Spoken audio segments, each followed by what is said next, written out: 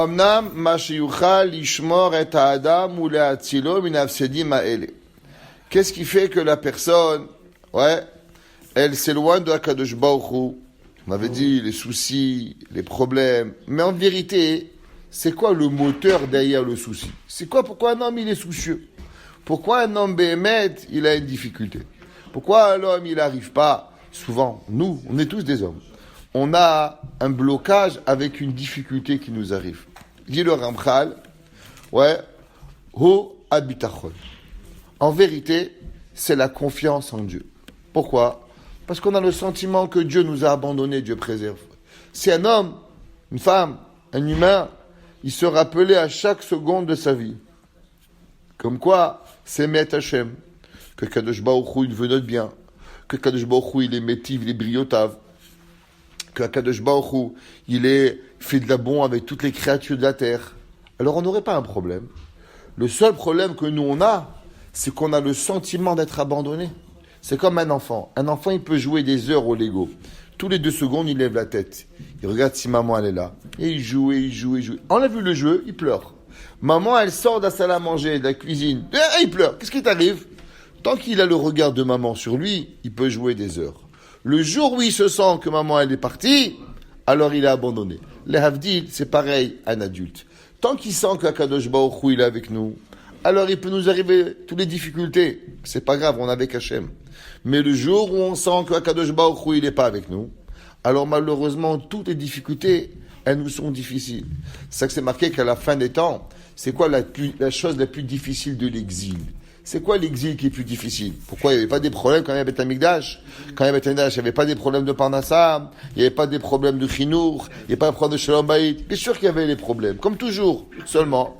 Pire que maintenant peut-être. On arrive au Beth Amikdash, on voyait les 10 miracles qu'il y avait à Saranissim, qu'il y avait dans le Beth Amikdash. Alors du fait qu'on arrivait à voir les Asaranissim, on voyait que Kippour, Kadosh Baruch Hu, il pardonnait le Avonot, on voyait le Kohen Gadol, on voyait le roi, les Nevi'im, alors on sentait qu'il y avait Kadosh Baruch Hu avec nous. Alors c'était plus facile pour pouvoir supporter les difficultés. Mais quand on est allé en Galout, c'est marqué Vanochi Aster Astir Panay. Akadosh Baruch Hu va se cacher de nous. Quand l'homme il a l'impression qu'Akadosh Baruch Hu il est plus avec nous, c'est là que toutes les difficultés elles prennent encore plus d'ampleur et de gravité pour pouvoir y arriver. Dites-moi, la peur, c'est redire. La da'aga, le souci. Ve'ush yashlich yavo el Hashem legamre, qui va donner son amour à Akadosh Baruch Hu. Ba'asher yeda.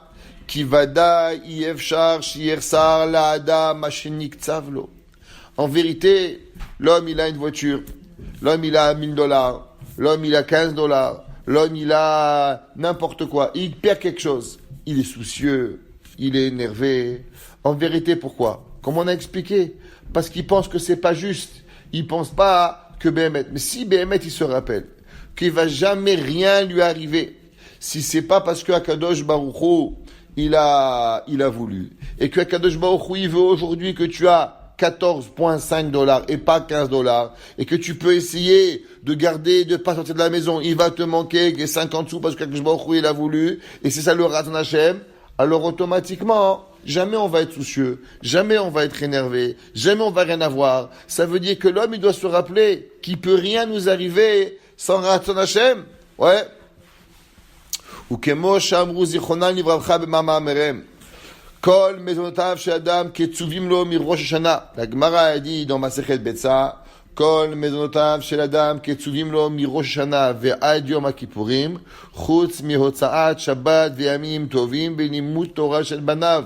הגמרא a dit que tout l'argent que vous allez gagner dans l'année, elle est calculée en Rosh Hashanah et Kippour, à part l'argent que vous dépensez pour les fêtes, Shabbat, ce que vous dépensez, l'imout Torah de vos enfants, un homme il paye le cheder, Akadosh Baruch Hu il rembourse, et le Ritva il dit que en vérité toutes les mitzvot, il dit alors pourquoi la Gemara elle a parlé que Shabbat, Yom Tov et l'imout Torah, il dit parce que c'est 3 choses que l'esprit humain normalement, il n'aurait pas pensé que Kadosh Baruch Hu va lui rembourser. Il dit pourquoi? Il dit qui c'est qui profite le plus d'un bon repas de Shabbat? Toi. Donc j'aurais pensé, quand tu achètes un loulav, t'as aucun plaisir d'un loulav. Alors c'est sûr que je te rembourse. Mais manger, t'as mangé un bon vin, t'as mangé une bonne dafina, un bon kogel. Alors je ne vais pas te rembourser. Kamashmalan, que oui. Limut Torah, est-ce qu'il y a un plus grand plaisir à un père que d'avoir un enfant Talmid Chacham? Il n'existe pas. Alors j'aurais pensé que puisque toi tu es déjà dans ce olam, dans ce monde, tu as le olam haba et le olam hazé. En plus tu veux qu'on te rembourse, Kamashmalan, qu'on va même te rembourser pour Limut Torah shel banav. Vechen amru. En adam nogia b'muchan lechavero afilu kimlonima. La Gemara là-bas, elle dit que David Amelech, il devait mourir Shabbat, et Shlomo Amelech, il devait régner dimanche. La Gemara, elle dit que David Amelech, il est mort à Ben Hashmashot à la fin de Shabbat, avant le début de dimanche, de façon à ce que le royaume de David et le royaume de Shlomo Amelech, ils empiètent pas l'un sur l'autre. David Amelech, il est mort au moment où il devait mourir, et comment on appelle ça? Et Shlomo Amelech est devenu roi le moment où il devait être roi. Et personne peut prendre à personne rien du tout. C'est marqué dans le Zohar. Le Zohar, il dit que, qu'est-ce que ça veut dire? Ose Shalom Bim Romav. Celui qui fait la paix entre dans les hauteurs, Bim Romav dans les cieux, Hu Yaase Shalom Aleinu.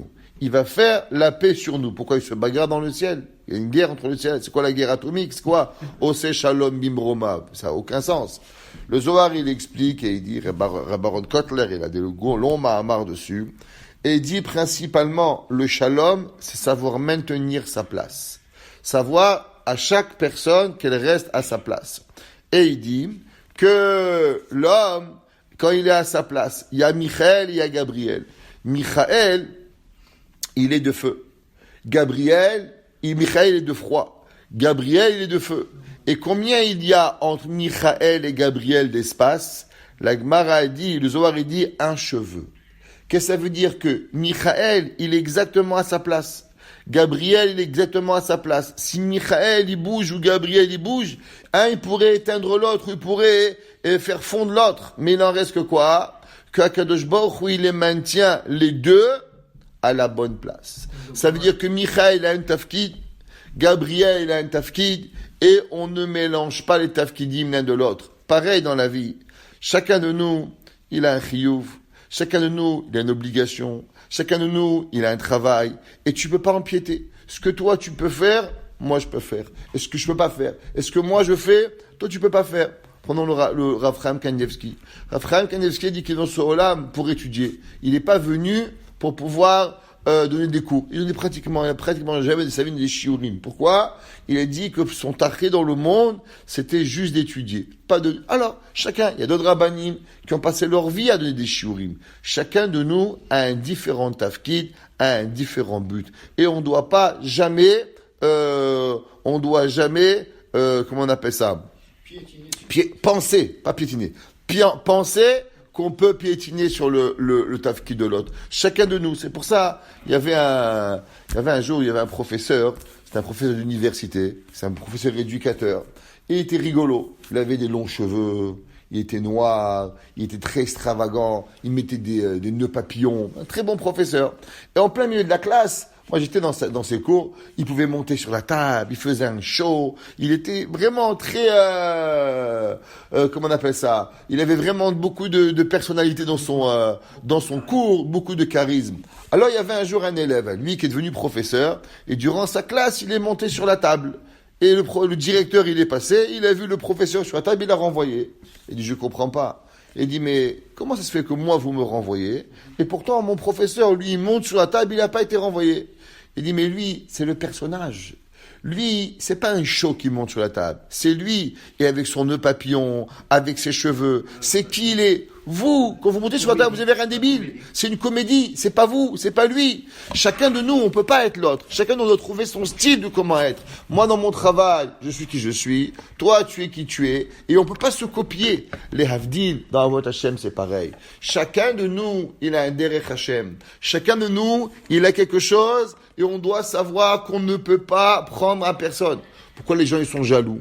Parce que là, ils pensent que si lui, il a une Mercedes, moi je peux pas avoir. Si lui, il a une femme blonde, moi je peux pas avoir. Si lui, il a une maison, moi je peux pas avoir. Si lui, il connaît Rabbi Akiba Eger, alors il pense qu'il pourra pas avoir. Quel rapport? Tu peux avoir et la voiture, et la femme, et les enfants. Tu peux tout avoir. Ce que toi, tu dois avoir, rien à voir. Ce que l'autre, il a, en aucun cas, ça va te prendre quoi que ce soit. Tu peux, toi, un rave et lui un rave, toi, un gaon et lui un gaon, toi, un millionnaire et l'autre un millionnaire. Rien ne peut t'enlever ce que tu as. Rien. L'autre, il a rien à voir avec toi. Personne peut te prendre tes cochotes. Personne peut te prendre ta responsabilité. Personne peut te prendre rien qui va t'arriver, la Gemara dit. Ukvar haya adam yachol yot yoshev ubatel ve'agzera et tamid kayemet. L'homme, il pense que quoi? Qu'il est parti dehors, alors il a eu un accident, c'est faux. L'homme, il aurait pu être à la maison tombé, se casser le pied. Pareil que s'il avait un accident de voiture. Est-ce que Kadosh Baruch Hu, il veut que tu vas avoir. Imlo shekadam maknas lekol bene adam. Et là, Kadosh Baruch Hu, il a donné. Bezeat apecha tochalechem. En vérité, Kadosh Baruch Hu, il a donné à l'homme une malédiction qui est aussi une bracha. Bezeat apecha tochalechem. En vérité, la Gemara dit que l'homme, il aurait dû manger de la verdure. Adam Arishon dit quoi? Moi et la vache, on va manger dans le même manger. Quoi? Moi et la vache, on va brouter de l'herbe. On n'est pas Avrel qu'on va brouter de l'herbe. La Torah, elle a donné, ok. Parce que tu es un humain, tu vas avoir la chokhma de savoir faire du pain. Bezeat apecha tochalechem. Que l'homme, il va être capable de prendre du blé et de semer, de récolter, de faire tous les travaux, 10 travaux, pour arriver à faire du pain. Depuis le moment où l'homme il plante, jusqu'au moment où l'homme il fait du pain, il y a 10 travaux. C'est pour ça qu'il y a 10 mots dans la bracha de Hamotzi lechem min haaretz par rapport aux 10 travaux. Ça veut dire que Akadosh Baruch Hu est né à l'homme, chaque chose qui doit arriver. Asher al ken chayav adam lishtadel eze ishtadlut letoreh parnasato. C'est pour ça que l'homme il doit faire ishtadlut. Non, faut savoir que tout le but c'est que d'ishtadlut. Tu vas être riche, Hachem il va donner être riche. Tu dois être pauvre, tu peux faire n'importe quoi, tu vas être pauvre. Hachem, il décide de nous qu'est-ce qu'on va arriver. Et tout ce qu'on fait, c'est Akol Begeder Aishtadlut. Shechen Gezar HaMelech HaElyon. Comme ça qu'Akadosh Baruch Hu a décidé. Vareze Kemas Sheporea Kol Amin HaEnoshi Asher En Imalet Mimenu. Que quoi? Que chacun de nous, c'est une taxe sur l'humanité. Aujourd'hui, il y a une taxe de carbone, il y a une taxe de TPS, TVQ, chacun des taxes. Il y a une taxe de l'humanité. C'est quoi la taxe de l'humanité? Bezeat apecha tochalechem. Tu veux manger, il faut travailler. Combien? Ishtadlut. Il faut faire un effort. Alken amru, yachol afilu yoshev ubatel. Peut-être que l'homme, il va rien faire et il va recevoir. Talmud Omar, bichlo bechol nishlach yadecha asher taase. Il dit le Sefri que la personne, elle doit faire ishtadlut. Seulement, il faut savoir, il dit le Ramchal ici, à Yesod. Ne crois pas que c'est un résultat qu'un but. Tu fais, tu reçois. Tu fais ishtadlut et tu reçois. Ça n'a rien à voir. La ishtadlut, elle est à Yesod. La ishtadlut, elle est un obligatoire, une obligation. Le résultat, il n'a rien à voir avec la ishtadlut. Tu peux travailler beaucoup et pas avoir. Tu peux travailler peu et avoir. Vecheve vekela sheidud mucha vekevan shishtadel harei yatsa yedei chovato. Ouais, que la personne, il a fait, il yotze. Ukva yesh makom li birkat shamayim shetishri alav ve'no tzarich levalot yama b'charitzut ve'ishtadlut. Et la personne, elle doit savoir qu'il peut avoir la bracha. On sait toujours, ouais, qu'en vérité, la ishtadlut, elle a rien à voir. Exemple, si je vous demande, qui c'est qui travaille plus? Le directeur du FMI, du Fonds mondial international, ou le pauvre travailleur qui est éboueur à Montréal à moins 45?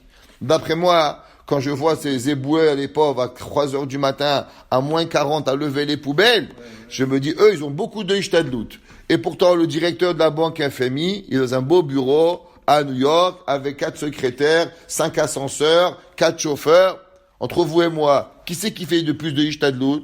Les boueurs. Et pourtant, qui c'est qui reçoit plus d'argent? Le directeur du FMI. Donc vous voyez bien que la ishtadlut, elle a rien à voir avec le résultat. Hachem a décidé qu'elle... Oh, et la main, la ishtadlut, c'est quelque chose que quelqu'un doit faire. chacun de nous doit faire quelque chose pour la Ishtadlout. Chazak, mais c'est pas beaucoup de Ishtadlout, beaucoup d'argent. Peu de Ishtadlout, non, rien à voir. Ishtadlout, c'est une chose. Résultat d'argent, c'est indépendant. On raconte une histoire qui avait, c'est marqué qu'il y a C'est important aussi. je jure, un petit peu. Il y a un Inyan qui s'appelle Tsar Gidul Banim, que tous les parents, ils doivent passer par là. C'est la souffrance pour éduquer les enfants. Ça s'appelle Tsar Gidul Banim. Alors chacun de nous, il est indifférent. Un, les enfants, ils sont malades.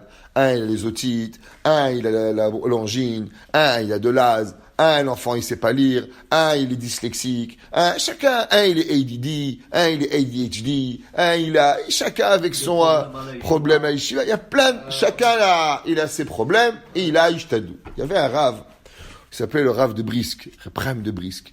Reprem de Brisk, lui, son beau-père, il lui a dit, regarde, toi, tu t'assois à étudier et moi, je m'occupe de tes enfants. T'inquiète pas, tout la parnassa, tous les problèmes, moi je m'en occupe. Ça a duré comme ça, des années. Ça a duré 20 ans. Tous les jours, le Rav, il allait à la yeshiva, il étudiait, et le beau-père, il s'occupait. Il s'occupait des enfants et des petits-enfants, il faisait tout ce qu'il y avait à faire. Un jour, on est venu lui dire, tu sais, ton fils, il se marie ce soir. Ah, bah ça, même pas, il savait. On lui avait même pas dit, c'était quand le jour du mariage, pour pas le déranger dans son étude. J'ai écouté hier une histoire de Rav Shalom Cohen. Le Rav Shalom Cohen, c'est le Rav de la Yeshivat Porat Yosef.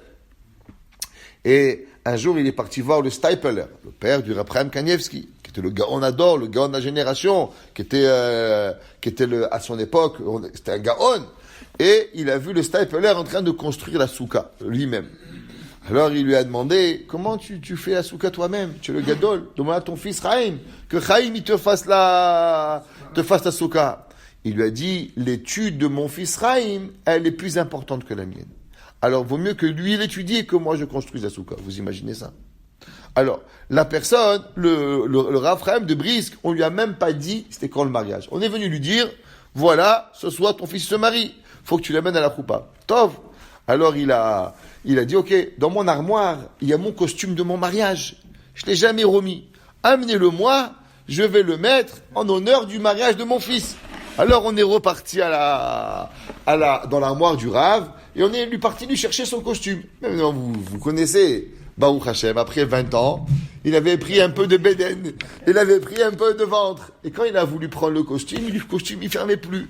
Alors quand il a mis le costume était un peu serré. Il a fait, oi, tsar Gidul Banim. Et le beau-père, il a regardé avec des yeux. C'est ça, tsar Gidul Banim? Je me suis occupé des enfants, j'ai payé. Toi, tu me dis, réponse.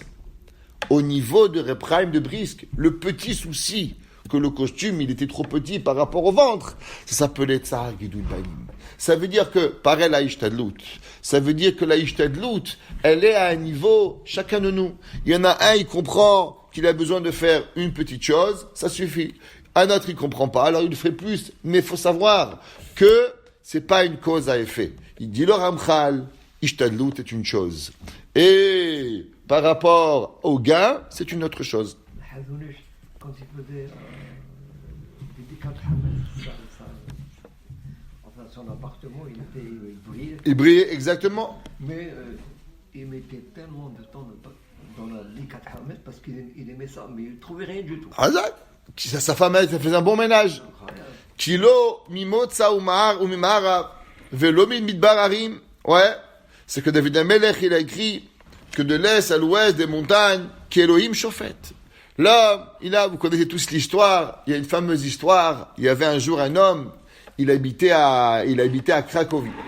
Et un jour, il a rêvé qu'à Vienne, sous le pont, il y avait là-bas un trésor. Alors, tous les soirs, il rêvait le même rêve, que sous le pont, il y a un trésor, et sous le pont, il y a un trésor, et sous le pont, il y a un trésor.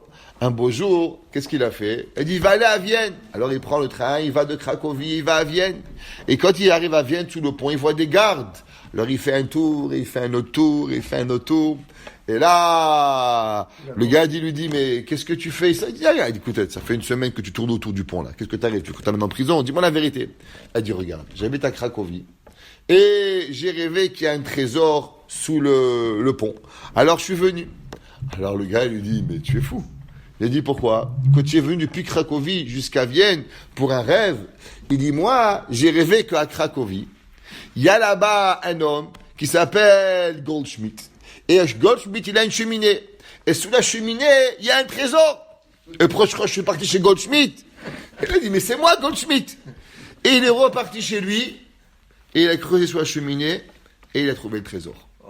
Ça veut dire qu'en vérité, des fois, l'homme, il pense que en vérité, était où le trésor? Il était en bas de chez lui. Il était en bas dans sa cheminée. La vie. Ça veut dire que des fois, la ishtadlout, elle est là, c'est juste d'aller, et après tu vas recevoir d'autre part, Kadosh Baruch Hu, il te donne. Combien des fois, nous on fait un petit maasé, et Kadosh Baruch Hu, de l'autre côté, c'est ça qui nous donne. Ushlomo HaMelech alav Hashem amar, al tiga lea ashir, mi binatra chadal, ela derech amitihu, Darkam Hasidim Harishonim, la façon de faire véritable, Osim Toratan Ikar ou Melachtan Tefela. Le but, c'est que l'homme, faut pas qu'il oublie. Vous savez, il y a le travail, c'est un moyen. Et il y a dans la vie le but. Je raconte toujours cette histoire parce qu'elle est magnifique. Un jour, le Rav de Brisk, il a demandé à un homme comment vous vous appelez. Et il lui a dit Dr Goldenberg. Il a dit, comment vous vous appelez? Et il lui a crié, Dr Goldenberg. Il a dit, comment vous appelez? Et le gars, il a hurlé, Dr Goldenberg. À la fin, le Rav, il lui a dit, je suis pas sourd, mais je t'ai pas demandé ce que tu fais, je t'ai demandé qui tu es. Docteur, c'est ce que tu fais, mais toi, qui tu es. Les gens, ils se trompent entre qui ils sont et ce qu'ils font. Comment? Ça dépend si on mélange entre le moyen et le but. Le moyen, c'est quoi? Le moyen, c'est le travail, ce qu'on fait pour la parnassa. Mais c'est pas qui tu es. Par exemple, vous allez à la synagogue, chez les chassidim, c'est incroyable. Vous les voyez prier, tous un chapeau, un beketche, un capota, un gartel. C'est qui le rave? C'est qui le chauffeur d'autobus? C'est qui le boucher? C'est qui le boulanger? Tu peux pas remarquer. Ils sont tous pareils. J'ai un ami à moi, c'est le patron de chez Méadrine. Il m'a raconté que quand il était Bachour, après il était Avrer, il est sorti du collège pour travailler. Alors il avait beaucoup de peine. Il a dit à son père, regarde, je suis devenu un boucher. Regarde comment de la yeshiva je suis devenu boucher. Il m'a dit que son père, il lui a dit, mon fils, tu seras jamais un boucher. Tu seras toujours un chassid qui travaille pour pouvoir nourrir sa famille. Mais tu seras toujours un chassid, tu seras jamais rien d'autre. Et il lui a dit, fais attention, tu arriveras au travail avec ton chapeau et ta veste, et tu ressortiras du travail avec ta veste. Et quand tu arriveras du travail, tu arriveras du Beth Midrash, et quand tu finiras du travail, tu repartiras au Beth Midrash. Mais toi, tu seras jamais un boucher. Tu es un chassid qui travaille dans une boucherie. Ça a l'air un jeu de mots, mais c'est pas vrai. C'est à savoir qui nous sommes. Les gens, ils doivent pas perdre le but entre le moyen et le tachlit. Un homme, il devient un docteur, parce qu'il veut de l'argent pour nourrir sa famille honorablement. Il n'y a pas de mal. Mais on ne devient pas un docteur. On est un juif. On est un shomer Shabbat. La preuve, si demain on reçoit une offre, bonjour monsieur, devenez docteur à Shibugamo, et là-bas il n'y a pas de chou, il n'y a rien, on va pas refuser. Mais tu vas faire $1 million. Maher Patli, tu vas sauver 300 vies. Maher Patli, le but, je peux pas être Mechalel Shabbat. J'ai des halachot, j'ai une vie, je dois avoir une chou, je dois avoir une synagogue, je dois avoir. Alors c'est vrai, il y a d'autres moyens de faire. On va pas en Afrique noire, là-bas, s'occuper des malades, pas parce qu'on n'aime pas les noirs, pas parce qu'on n'aime pas les gens, parce que comment avec ma Yiddishkeit, comment je vais faire pour pouvoir faire Shabbat, Kippour, Sukkot, ça c'est ma vie qui je suis. On peut pas le laisser. Pareil, dans le métier, chaque métier qu'on a, il faut jamais devenir un arnaqueur, un bandit, ou même un gros travailleur. Pourquoi? Parce que, en Amérique, ils appellent ça des workaholics. Des gens comme les alcooliques, workaholics. Ils travaillent tellement parce qu'ils ont perdu le but. Ils sont devenus des gens que leur vie, c'est le travail. Les gens, tu leur parles, travail. Tu veux me parler de qui tu es, qu'est-ce que tu fais, ton père, ta mère, tes frères, tes sœurs, ce que tu aimes pas. Ça, c'est la vie d'un homme. Un homme, il a besoin de savoir qui il est. Et ça qui dit que Hachamim, même s'ils travaillaient, ils n'étaient pas des tailleurs, ils n'étaient pas des boulangers, ils étaient un rave. Ils travaillaient à la boulangerie. Ils étaient des rabbanim qui étaient tailleurs. Ils étaient des rabbanim qui étaient bûcherons. Mais leur vie, elle n'était pas de la bûcheronnerie. Ils rêvaient pas de bûcherons, ils rêvaient de Tosfot, de Gemara, de faire ce qu'ils avaient à faire. Vezé, Kayem Beyadam. Et à la fin, ils avaient la Torah, ils avaient le Trapanassa, parce que le Ikar, pas perdre, ma ou Ikar Achaim. Ki kevan she'asa adam ketzat melacha. Dès que l'homme il fait un peu de travail, misham ve'ala en lo ela liftoar bekono. L'homme il doit seulement être botear b'Hashem velo leitztaer al shum davar olami. Et l'homme il doit pas avoir aucune peine jamais pour ce qui arrive. On raconte que le baron de Rothschild, un jour, il a reçu un message d'un grand, le baron de Rothschild, il était devenu, comment on appelle ça? Il était devenu ministre lord à la cour d'Angleterre. Et il y avait un lord qui l'a appelé Shabbat et qui lui a dit qu'il doit venir d'urgence. Alors il lui a répondu que c'est Shabbat pour lui et que lui il peut pas venir Shabbat. Il lui a envoyé un autre messager que c'est très très important et que toute sa fortune du Lord elle dépend de ce jour-là et qu'il doit tout prix venir. Il a dit que je peux pas venir. Il a dit que s'il vient pas, il aura de très très très gros problèmes. Il a dit monsieur, je vous respecte, mais Shabbat est Shabbat et que moi je ne peux pas transgresser Shabbat et je vivrai avec les conséquences qu'il y aura à vivre. Et Motzai Shabbat, qui c'est qui arrive? Il arrive le Lord. Et quand le Lord il arrive, il prend le baron de Rothschild et il l'embrasse et il lui dit mais qu'est-ce qui se passe? Il lui dit en vérité, j'avais un ami à moi, il m'a dit que les Juifs, plus qu'ils aiment plus que tous, c'est l'argent. Et moi je lui ai dit, regarde, mon ami, le baron de Rothschild, lui il va jamais transgresser Shabbat pour l'argent du monde. Il dit, viens on fait une expérience. Et j'ai parié avec lui une énorme somme d'argent que tu aurais jamais transgressé Shabbat. Et j'ai mis énormément de pression, mais d'autre côté, je priais pour que tu viennes pas. Et j'ai vu aujourd'hui à combien Béhémet, tu es un homme bien et tu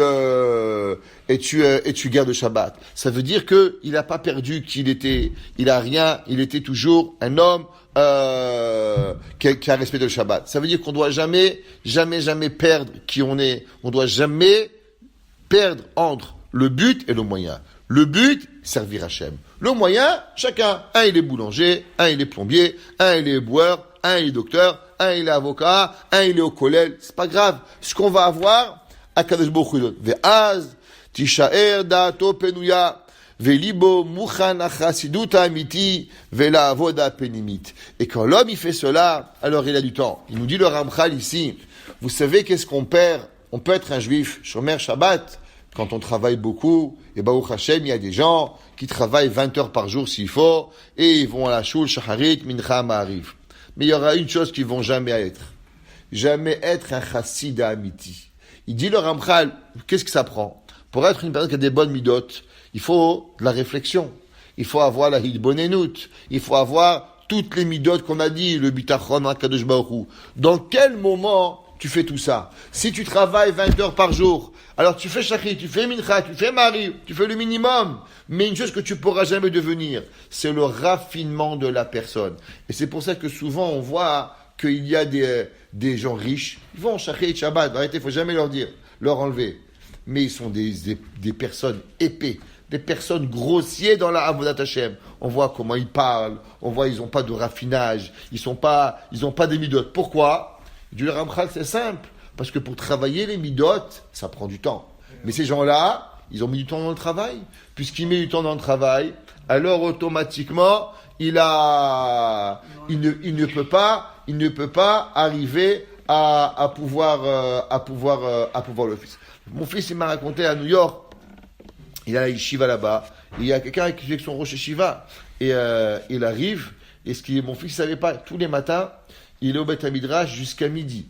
Et il est là, étudier avec le Rosh Yeshiva. Et à midi, il part.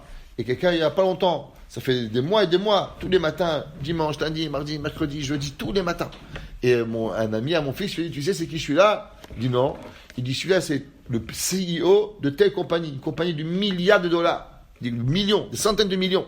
Il dit quoi? Il dit, tout le monde y sait. Jusqu'à midi, il est mort. Jusqu'à midi, il répond pas, ni secrétaire, ni rien. Il est mort. Personne. Il a dit le téléphone, il est off. Et à sa femme, elle a le téléphone du bureau d'Ayeshiva en bas. S'il y a une urgence, sa femme, elle appelle. Personne, il ne répond pas. Il est mort, il n'est pas là. Il est au Beth Midrash. Shacharit jusqu'à midi. Midi, il va au travail. Ça, c'est un homme, mon fils, il m'a dit, tu vois, papa, il n'a pas de chauffeur. Il a une petite voiture, une Corolla. Il a un homme simple. Il m'a dit, et pourtant, dans les affaires, c'est un homme qui parle avec des présidents, tellement il est chachouv. Mais, au Beth Midrash, comme un petit avrer, il étudie la Torah. Pourquoi? Parce qu'il sait c'est quoi le Hémet.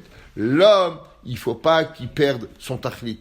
Ça, c'est une des midotes chez les juifs, qu'on voit des très très très grands riches, que chez les goïms, il faudrait des majordomes. Nous, on les voit au Beth Midrash, ils font shachit, ils parlent. Prenez Michael Rosenberg, prenez Hershey Friedman. Les gens, ils sont chiour d'Afayomi, ils étudient. Il y a la Torah, la Yiddishkeit, elle leur a donné encore cette façon de faire, de pas perdre ce kécher entre le moyen et le but. Le moyen, c'est le travail, mais le but, c'est qu'une seule chose. Le but, c'est Be'emet, servir Hachem. Chacun à notre niveau, que je il nous fasse toute notre vie. Jamais oublier un but. De ne jamais perdre le but. De ne jamais se perdre. Jamais devenir autre chose que le Tachlit Achaim, que Kadosh Baruch Hu. Baruch Hanai Leolam. Amen ve Amen.